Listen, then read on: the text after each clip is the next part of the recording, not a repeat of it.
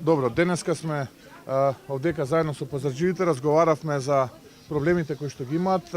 разговаравме за новото законско решение кое што го донесе владата на СДСМ и ДУИ, го слушнавте, го видовте, впрочем, револтот и вие од ова законско решение. Она што е уште потрагично е што не се обидува да се најде вистинско решение за проблемите на новите луѓе, туку истото се пролонгира за една дополнителна година и се обидуваат повторно со игра на ниски страсти да манипулираат со овие луѓе така што би ги обезбедиле, да речеме, нивните гласови за следните председателски. Јас верувам дека ќе се одважат, еве денеска е петок, рекоа ќе донесат одлука и предвремените парламентарни избори. ВМРО ДПМН заедно со коалицијата за подобра Македонија и пратеничката група, тука со мене и координаторот на нашата пратеничка група, во рамките на собранието поднесе